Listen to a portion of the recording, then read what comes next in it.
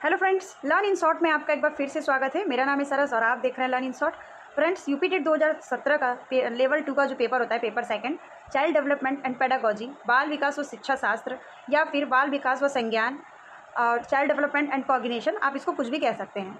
तो बात यहाँ पे कर लेते हैं 30 जो मोस्ट इंपॉर्टेंट PYQs क्वेश्चन है उसका। और मैं यहाँ पे फिर 30 क्वेश्चन 2017 के पेपर का लेकर आ गई हूँ।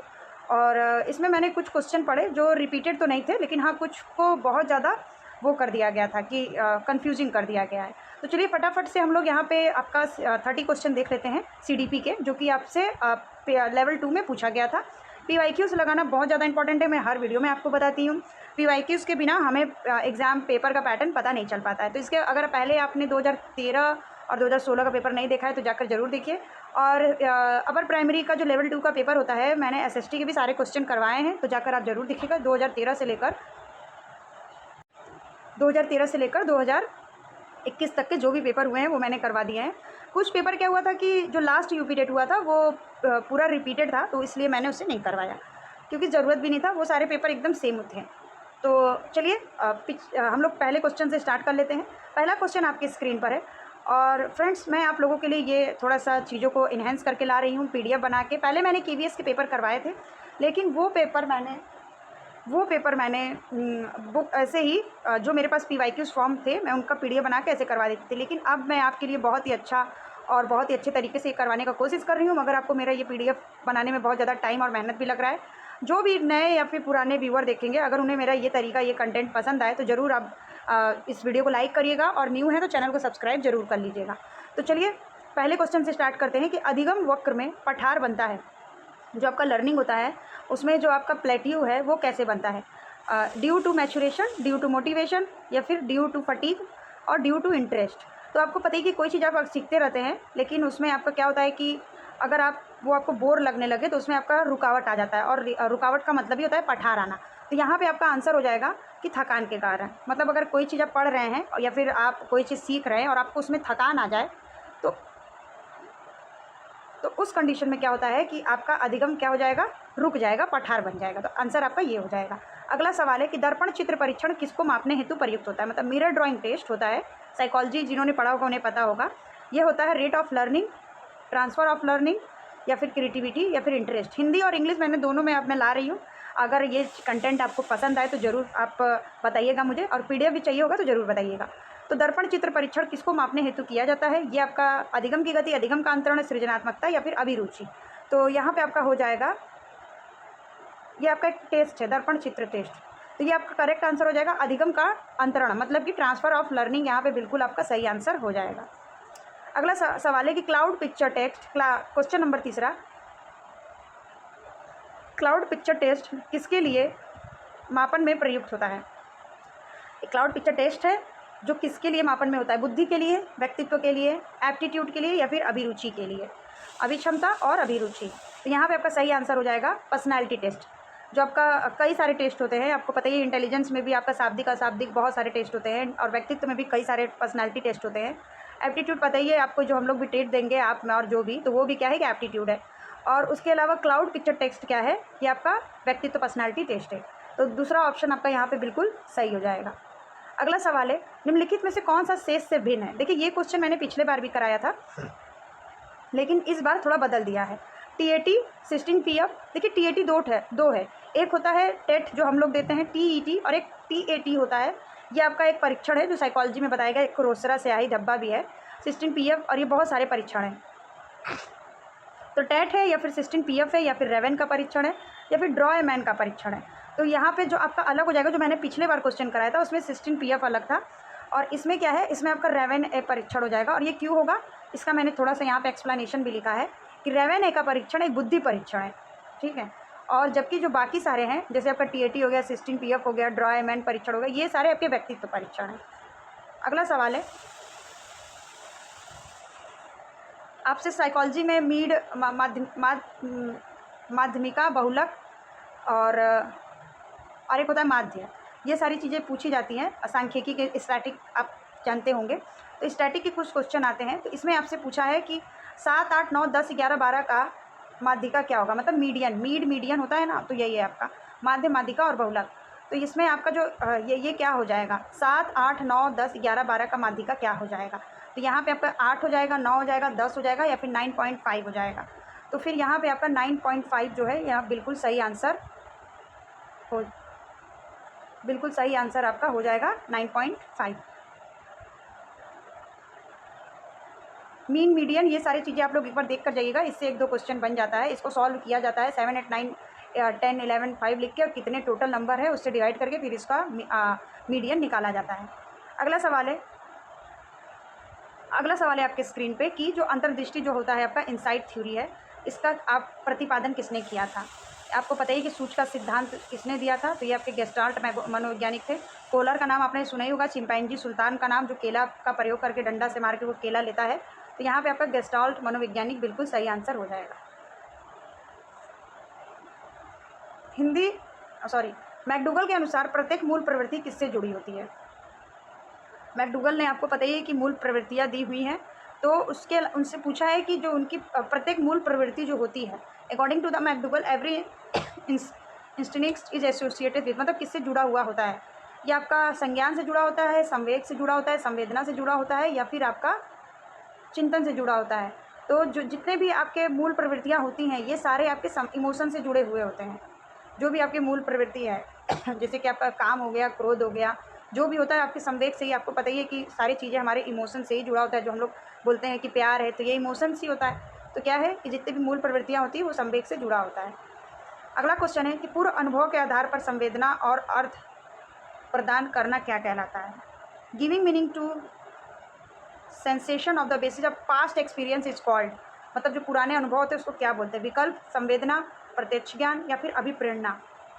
तो यहाँ पे आपका सही आंसर हो जाएगा, कल्पना भी है, तो यहाँ पे आपका सही हो जाएगा परसेप्शन, मतलब कि प्रत्यक्ष ज्ञान, पिछला ज्ञान। पूर्व अनुभव से आप प्रत्यक्ष ज्ञान ऐसे करके भी जोड़ सकते थे। तो दूसरा ऑप्शन यहाँ पे आपका बिल्कुल सही हो जाएगा।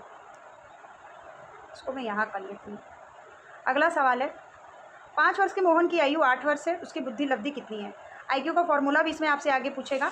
2017 का पेपर है तो ज़्यादा पुराना नहीं है और ठीक ठाक मुझे पेपर लगा। 2013 में बहुत ज़्यादा मनोविज्ञान बहुत ज़्यादा मनोविज्ञान भर दिया था और 2016 में भी मनोविज्ञान के ठीक ठाक क्वेश्चन थे, थोड़ा कम किया। और ये पेपर मुझे काफ़ी अच्छा लगा कि साइकोलॉजी से ज़्यादा इसमें पैडागॉजी चीज़ें पूछी गई है। तो 5 वर्ष की मोहन की आयु है, 5 वर्ष का मोहन है और उसकी मानसिक आयु 8 वर्ष है। उसकी बुद्धि लब्धि कितनी होगी। तो आपको पता ही है कि MA/CA/100 होता है आपका IQ का फॉर्मूला, भी आगे क्वेश्चन भी बनेगा। तो यहाँ पे तो देखिए इसकी बुद्धि लब्धि 160 हो जाएगी। तो आप ऐसे करके इसको इस फॉर्म में निकाल भी सकते हैं। जैसे कि क्या पूछा था क्वेश्चन, मोहन 5 वर्ष का मोहन है मतलब कि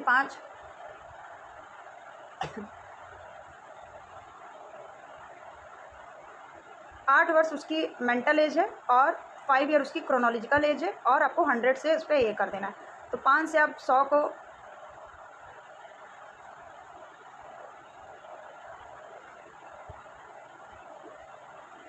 तो यहाँ पे आपको क्या करना है कि 5 से आपको 100 को कट कर देना है और आप बट उस ऊपर 8 है ही आपका, इससे आप कट करेंगे तो 20 आएगा और 20 से आप 8 से आप 20 का मल्टीप्लाई करेंगे तो 160 आ जाएगा।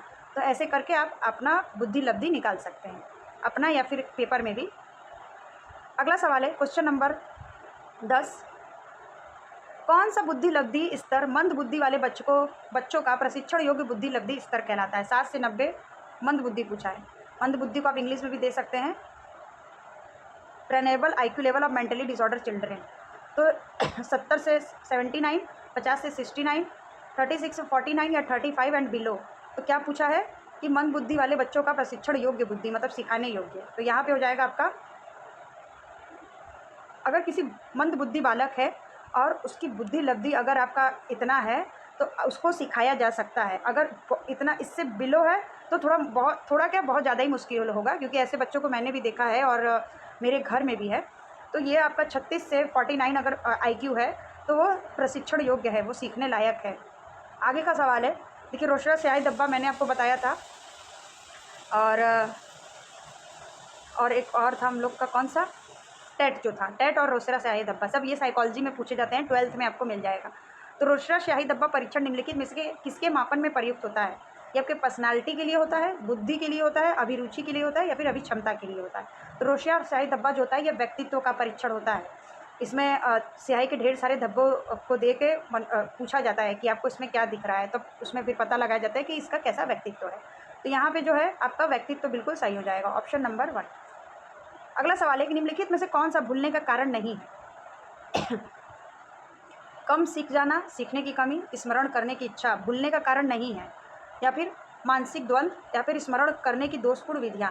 तो इसमें से आपको बताना है कि कौन सा विकल्प सही है जो कि स्मरण की अच्छी आपकी वो कैपेसिटी हो। तो यहाँ पे मुझे 2 लग रहा है और आंसर आपका आई थिंक 2 ही सही है। अगर स्मरण करने की अच्छी क्षमता होगी तो वो आपका क्या था क्वेश्चन, भूलने का कारण नहीं बनेगा। तो यहाँ पे ये आपका बिल्कुल सही आंसर हो जाएगा। अगला सवाल है 13 नंबर का, वह विज्ञान जो संख्यात्मक डेटा के संग्रह, वर्गीकरण, प्रस्तुति, तुलना और व्याख्या करने की विधियों से संबंधित है, क्या कहलाता है? स्टैटिक, मैथमेटिक्स या फिर ज्यामिति या फिर प्रायिकता? और क्या पूछा है? विज्ञान जो संख्या डेटा के संग्रह, वर्गीकरण, प्रस्तुति, तुलना और व्याख्या करने की विधि है वो क्या कहलाती है आपकी? वो आपकी सांख्यिकी कहलाती है। साइकोलॉजी में आपसे सांख्यिकी पूछा जाता है, ये हाईलाइट नहीं हुआ, बच गया। तो यहाँ पे आपका सांख्यिकी बिल्कुल सही हो जाएगा आंसर। अगला सवाल है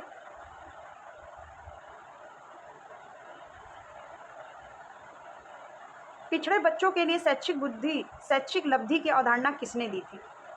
पिछड़े बच्चे जो होते हैं आपके बैकवर्ड चिल्ड्रन, तो ये आपकी शैक्षिक लब्धि की अवधारणा किसने दी थी? गार्डनर ने, सोनेल ने, बर्टन हॉल ने या फिर सिरिल बर्ट ने? तो यहाँ पे आपका सही आंसर हो जाएगा सिरिल बर्ट, चौथा ऑप्शन। क्या है? पिछड़े बच्चों के लिए शैक्षिक लब्धि की अवधारणा इन्होंने दी थी सिरिल बर्ट ने। अगला सवाल है निम्नलिखित में से कौन सा एक उत्तम परीक्षण की विशेषता से भिन्न है? मतलब उत्तम परीक्षण जो होता है उसकी विशेषता से भिन्न है। तो ये रिलायबिलिटी मतलब विश्वसनीयता, वैधता या फिर वस्तुनिष्ठता। तो साइकोलॉजी में ये तीनों बहुत ज़्यादा इंपॉर्टेंट है। जिन्होंने भी साइकोलॉजी पढ़ा होगा उनको पता ही होगा कि ये जो 3 है आपका 1 2 3 ये क्या है। मतलब साइकोलॉजी में ये इन तीनों परीक्षण से बहुत सारी चीज़ों का पता किया जाता है, लेकिन जो ये आपका अभिक्षमता है ये क्या है कि उत्तम परीक्षण में नहीं आता है। तो ये अभिक्षमता आपका बिल्कुल यहाँ पे सही आंसर हो जाएगा। अगला सवाल है निम्नलिखित में से कौन सा बुद्धि का सिद्धांत नहीं है? निम्नलिखित में से कौन सा बुद्धि का सिद्धांत नहीं है? यूनिफैक्टर, 2 फैक्टर या फिर मल्टीफैक्टर या फिर थ्योरी ऑफ रिग्रेशन, प्रत्यागमन का सिद्धांत। तो एक तत्व तो होता है, द्वितत्व भी होता है, बहुतत्व भी होता है। तो आई थिंक 3, हाँ, प्रत्यागमन का सिद्धांत यहाँ पे आपका बिल्कुल सही हो जाएगा। बुद्धि सिद्धांत नहीं है ये। अगला सवाल है, देखिए नीचे मैंने ये लिख दिया है कि प्रत्यागमन का सिद्धांत आनुवांशिकता से संबंधित है, बुद्धि से नहीं संबंधित। अगला सवाल है निम्नलिखित में से कौन सी अंतःस्रावी नलिका रहित ग्रंथि नहीं है? अंतःस्रावी ग्रंथि जो होता है आपका एड्रिनल ग्लैंड, अधिवृक्क ग्रंथि, पीयूष ग्रंथि, यहाँ पे लार ग्रंथि है, सेलिवरी आप लोग को पता ही सलाइवा जो निकलता है, या फिर थायराइड ग्रंथि। तो अंतःस्रावी ग्रंथि से संबंधित नहीं है, तो यहाँ पे हो जाएगा आपका लार ग्रंथि। ये आपका अंतर्ग्रावी से संबंधित नहीं है। और ये क्वेश्चन आप इंपॉर्टेंट भी लिख लीजिएगा, बहुत बार इसको पूछा गया है, ज़्यादातर लोग पिट्यूटरी ग्लैंड लगा के आ जाते हैं। अगला सवाल है पियाजे के अनुसार संज्ञानात्मक विकास की द्वितीय अवस्था है, आपको पता ही कि उनका 4 स्टेज दिया हुआ है। तो आपका द्वितीय अवस्था पूछा है sensory motor stage, formal operation stage, pre operation stage या फिर कॉन्क्रीट ऑपरेशन स्टेज।